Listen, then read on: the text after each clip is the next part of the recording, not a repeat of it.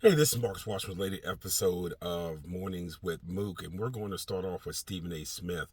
Now, the latest thing that Stephen A. has had to say is about Kawhi Leonard being the worst superstar ever, so on and so forth. It just seems like now every 15 minutes Stephen A is saying something. I don't mind the yelling at the top of the lungs act. I know that has been a bit he's done for years and is part of his character. But what I am bothered by with Stephen A Smith is just that he's just become a TV character in a sitcom. He's no longer, you know, he's no longer a voice that you can even remotely take serious in the NBA, which wasn't always the case. He used to have, if you peeled away all the yelling and screaming and all that sort of stuff, he used to have some valid points. But now he's made everything about this character, walking into the arena as if the cameras are there to see him and what he's wearing, like he's an NBA player. Like I said, the outlandish takes now, the personal feuds with people like Kyrie Irving and all this sort of stuff. It's just like, dude, you have turned into a character that has lost any sort of journalistic integrity. And it's sort of sad to see when you consider how hard Stephen A had to work to get to where he is. That's not a small thing. Stephen A did a lot to get to where he is, and that should be respected. But the Stephen A that's now on TV, I just cannot watch him anymore. He's just, like I said earlier, he's a character on a sitcom.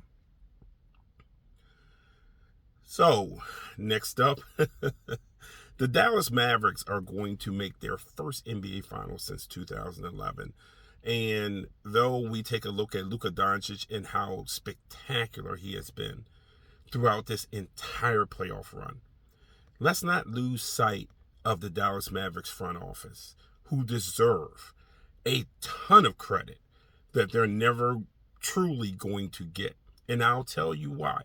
It did start off with the Kyrie Irving acquisition. And remember all of the narrative at the end of last season, especially from the likes of Frank Isola? Well, look at the Mavericks record since Kyrie's gotten here. You see, he's a problem again.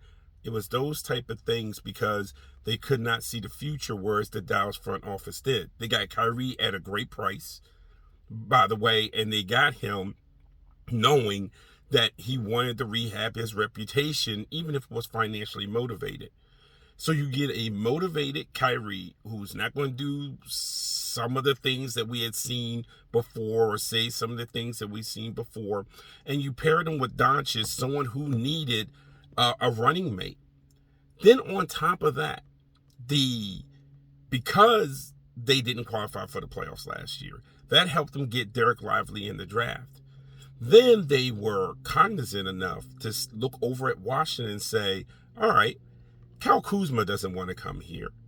But you know what can help us? Another guy at the rim.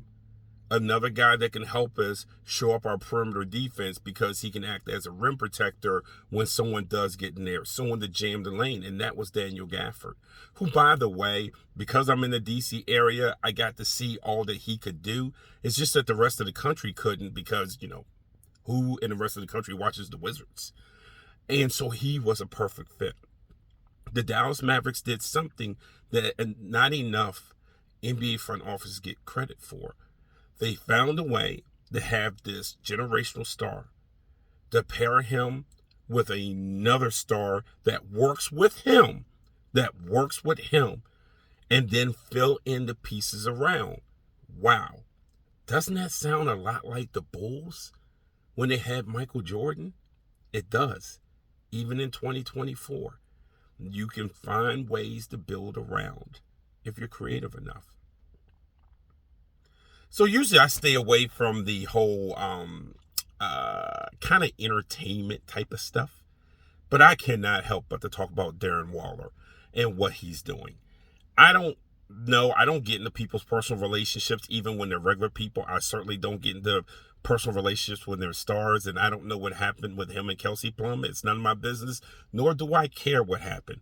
What I do care about is Darren Waller channeling his inner Taylor Swift and coming out with some sort of song afterwards to try to talk about how bad the relationship was. And it's awful. And I wish Darren Waller didn't do it. And I don't play the distraction game. I don't think it's going to be a distraction in the locker room. I think it's going to be fodder for some jokes, but I don't think it would be a distraction. But please, let's not do that. I mean, it's worth $2 billion for Taylor Swift to do that, catching the strays after things go wrong. But Darren Waller, nah, man, that ain't for you.